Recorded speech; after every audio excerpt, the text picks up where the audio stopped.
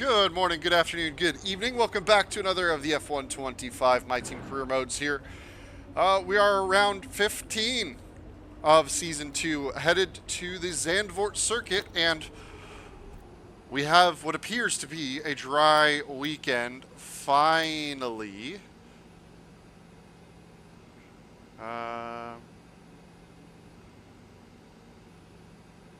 Okay. That seems old. Sorry, got distracted by that weird email showing up now. But yeah, we have a dry race, a little bit of clouds in qualifying, but otherwise quite the good conditions to be racing in. Let's go ahead and get power units fixed up as they should be and take a look at the standings. Joshua had a big result in Hungary, picked up 12 points, doubled his point scoring total for the season, so jumped himself to P10. Needs to keep it going though, because Pierre Gasly is still right on his heels, and our team is in a pretty comfortable P5 at the moment. We definitely made some big mistakes in strategy gambles in Hungary. The red flag didn't help. The tricky weather definitely did not help either, but at least Joshua was able to make something out of it. But we are now on to the here and the now, the Zandvoort Grand Prix. Let's get after it. Just look at that sea of orange. No surprises if I tell you we're here in Holland at Zandvoort for the Max Verstappen celebration party. It's a quick track and perfect for high speeds, high stakes qualifying. Welcome along to the Dutch Grand Prix qualifying day. All right, tires are just about warmed up as we get ready for the first flying lap of this qualifying session. Long run to the line for the DRS Open, this big right-hand sweeper in the high banking and burning all the way down to turn one. Pretty conservative break point for turn one on the first lap. Definitely could have gone a little later than the 100-meter board, I think.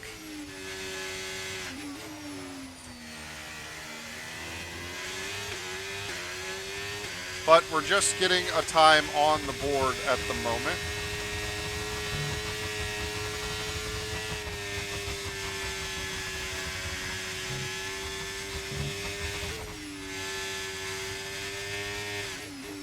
Corners come at you thick and fast in this middle sector. And trying to find exactly when to get the power down out of these long sweepers is always tricky. Take a good chunk of curb there, get the car rotated for the second left-hander. And one more corner to go. Don't run too wide on that extra curb. There's a high spot in the middle that your car will then skateboard across. But 108 flat is a pretty good way to start this qualifying session. Almost time for lap number 2. We are provisional P6 and 7. Joshua actually went slightly quicker than I did, so good on him. Let's see though, we did leave some time on the table. Let's see if we can execute and find it on this lap.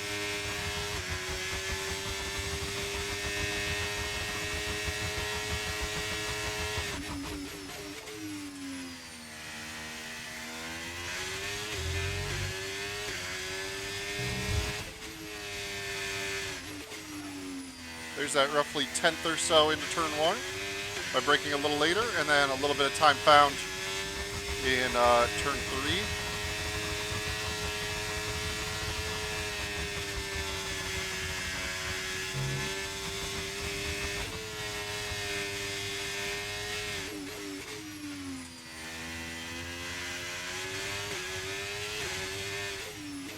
The front left tire does not like getting pushed that hard. This is a very tough track on that front left tire, as I'm sure you can kind of see why.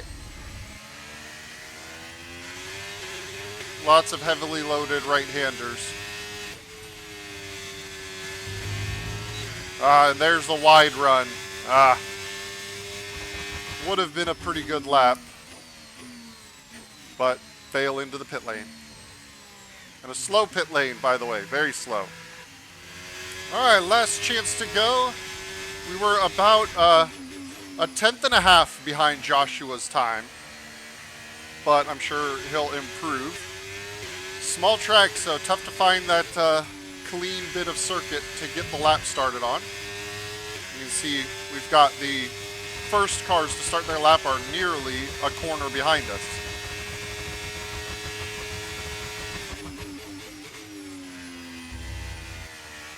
Oh, and big mistake, and that's going to be the end of our qualifying session. Just a little bit early on the brakes, turned in, caught the curb, and that is the end of the session. And we are going to get shuffled down a fair bit, I would guess. Goodbye for now then, but really we're just getting started. Make sure to join us again for Lights Out tomorrow.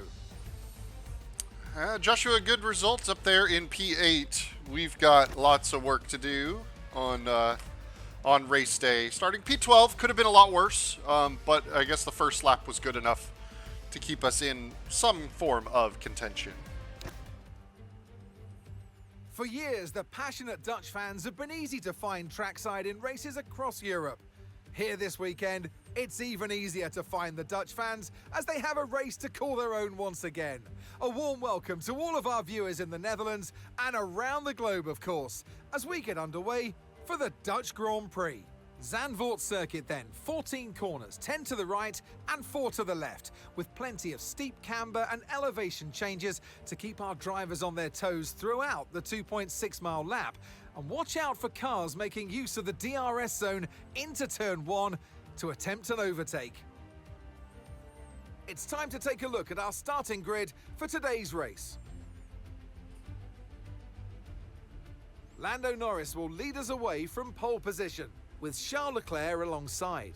As we continue through the rest of the grid today, we have Verstappen, Russell, Andrea Kimi Antonelli, and Senna, Tsunoda, Pierce, Piastri, and Fernando Alonso, Albon, Martins, Carlos Sainz, and Hülkenberg, Lawson, Ocon, Isaac Hadjar, and Ollie Behrman, Doohan, Bortoletto, Gasly, and Lance Stroll brings the grid to a close. Now it's almost time for Lights Out, so let's go down to the track. All right, here we go. On the soft tire, starting P12, we should be able to get a decent jump off the line.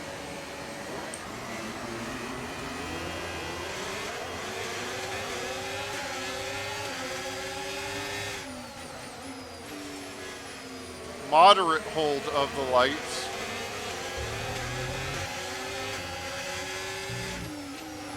We go around the outside of Alonso here.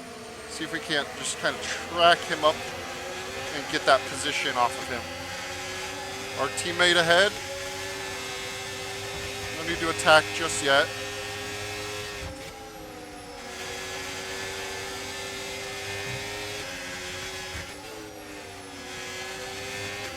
Tires brought in. After running the formation lap, I do think it was a good idea to start on the softs and not try and go hards first. The formation lap was very slow. Like, I barely got the softs even close to up to temperature. There's no way the hard tires would have been up to any kind of racing temperature, and we would have been at a significant disadvantage to the cars around us off the line and into turn 1. So now the idea here, we're going to play it a little bit by ear. We're going to stick with the main plan of going soft, hard, but if it feels like the softs can extend and go to lap, I want to say 17, we might go, 17. We might be able to go to the mediums at the end of the race instead of the hards. So we'll see if it feels like we can do that extra 2 laps or if it just feels like a nightmare. Some yellow flags behind. I don't think anybody's crashed. That's just a Sauber dropping off the back of the pack. So mechanical retirement, it looks like. Yeah, Gabriel Bortoletto out.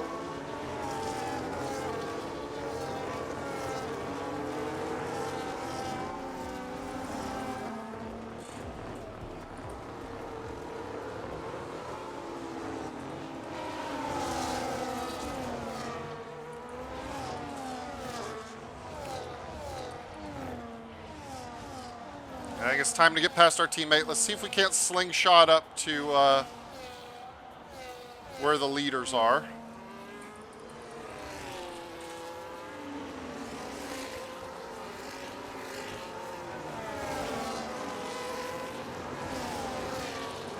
I don't know that we'll be able to, but worst case, we start to become a defense for Joshua. Give him DRS so that way it makes Alonso's job a little harder on him. Through the yellow flag zone.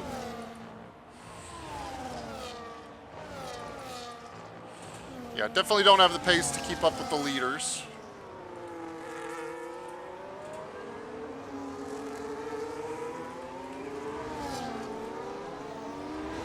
Maybe we could do a little bit of tire preservation, huh?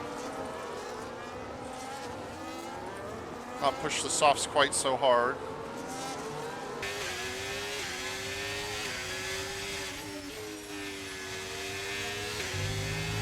Roll them into turns just a little bit more.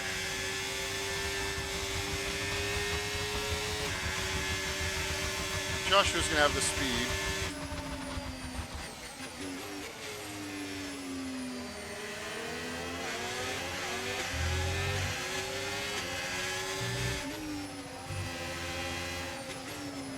It does tell me a lot about what we can do in this race. If we're trying to preserve the tire, I don't think we can be gentle and still keep a car behind us with without DRS help. We do have to push in order to make the gap that's necessary into turn one. But we should be able to build ourselves a comfy enough gap behind Joshua that we don't really threaten him into turn one, but we'll have the DRS to defend from Alonso into turn one.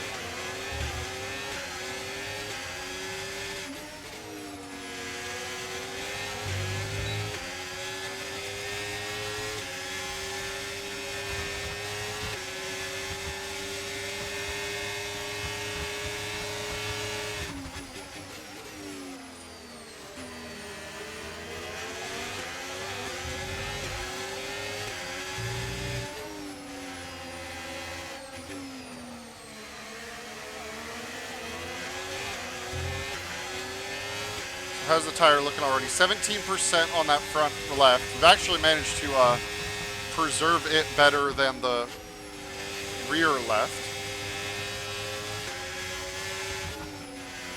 When we're really pushing, we're taking more percent out of the front left than the front or rear left. So it's kind of balanced. I think that's about as preserved of a tire as we're going to get.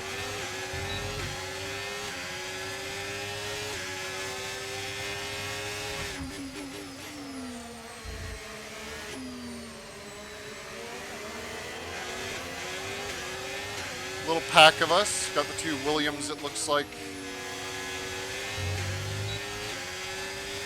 involved as well.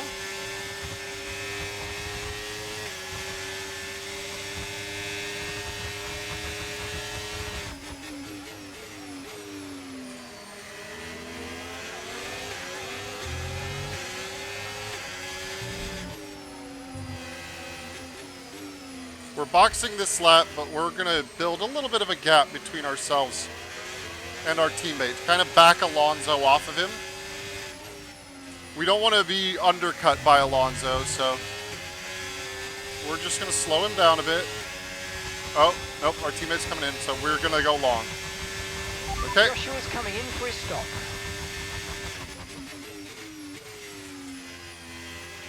Now we got to push. Push, push. I thought I was going to be coming in a lap early on 16 and he would go 17, but guess he's going on 16, so let's burn all the battery we've got. We need a critical in lap here.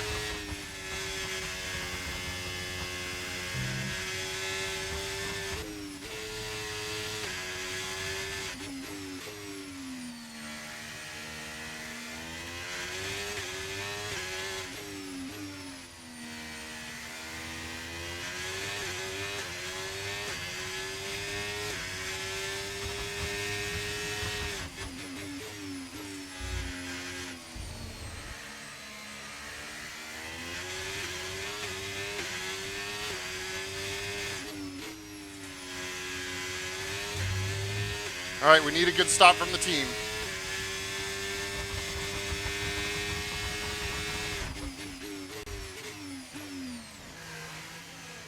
Okay, got it slowed down. No penalty.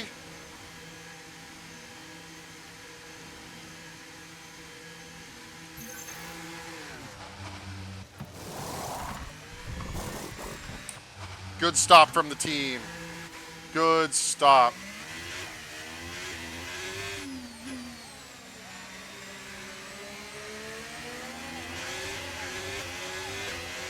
And slotting in perfectly, like an orchestrated dance.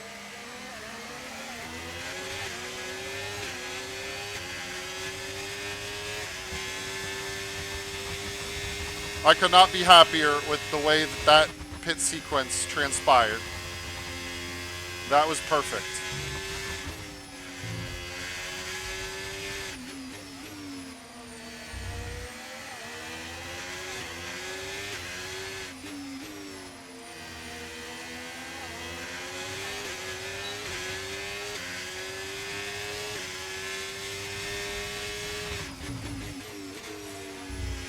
Now the goal is going to be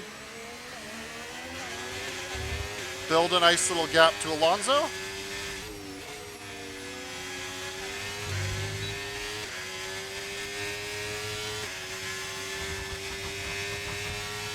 And continue to preserve tires.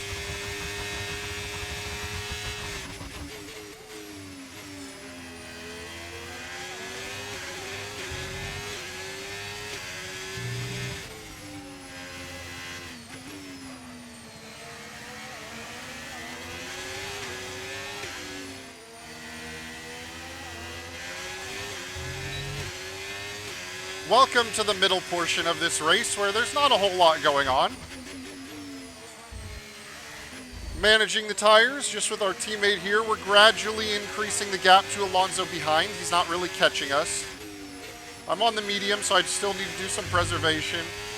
Joshua on the hards is turning good lap times. I haven't felt the need to try and overtake him. So,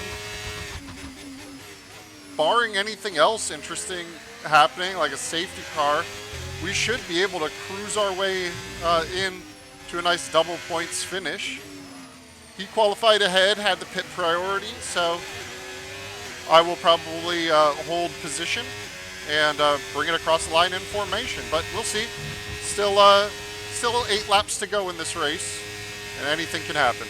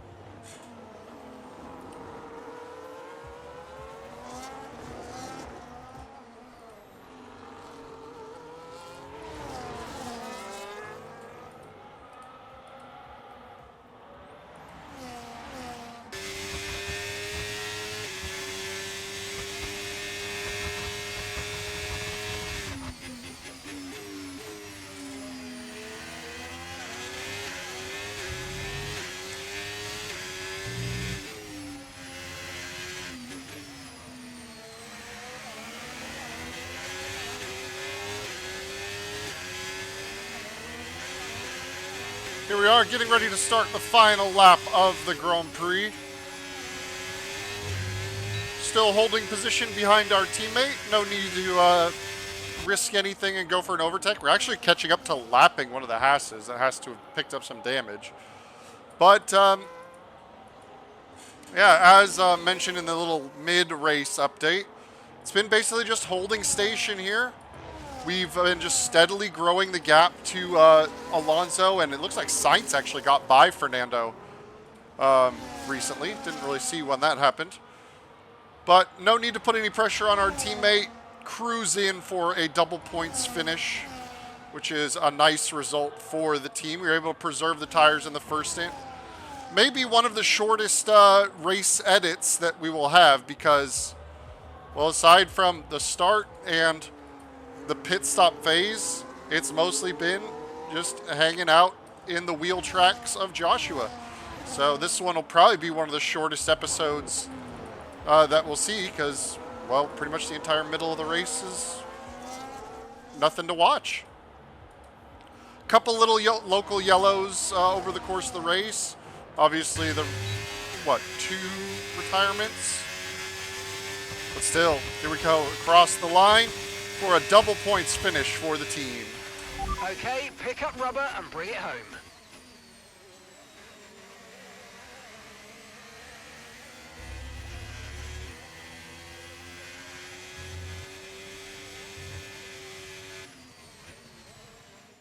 Here's the checkered flag. The fans rise to their feet. It's Lando Norris for victory. And it's one thing to win, but to win like that in total dominance style, that was a fantastic drive, and it is not one that we see very often.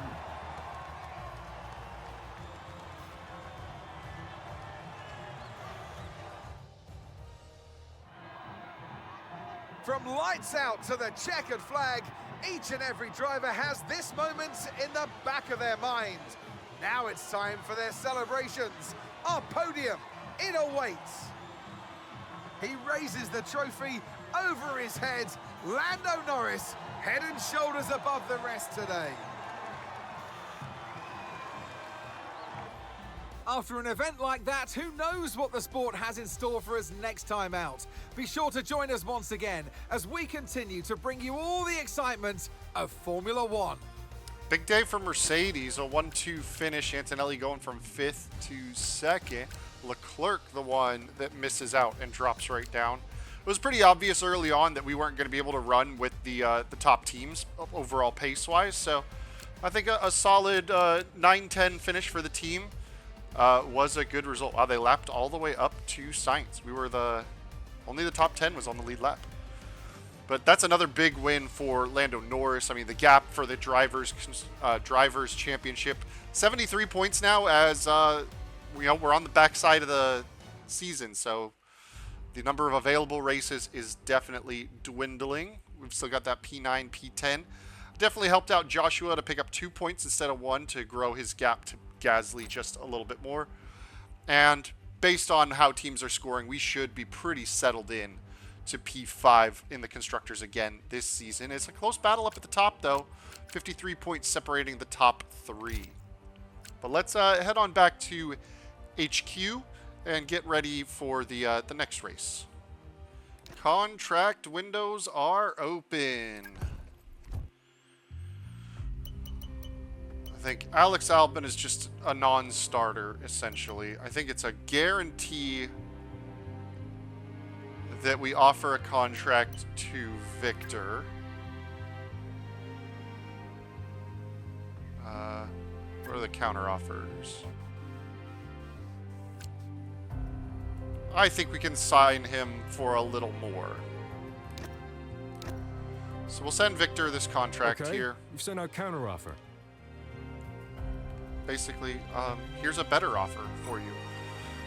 A good chance to sign there. Paul Aaron, what are you looking like? You're 2.5.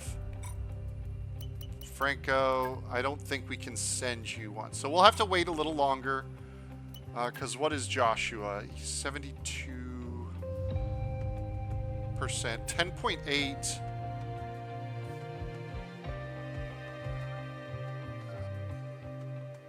Yeah, I'm not quite ready to commit to a $10 or an $11 million signing to Joshua, considering. Well, what's his rating at? He's an 84. What's the rest of people in that 84 range? Antonelli 10.9. He may be worth it.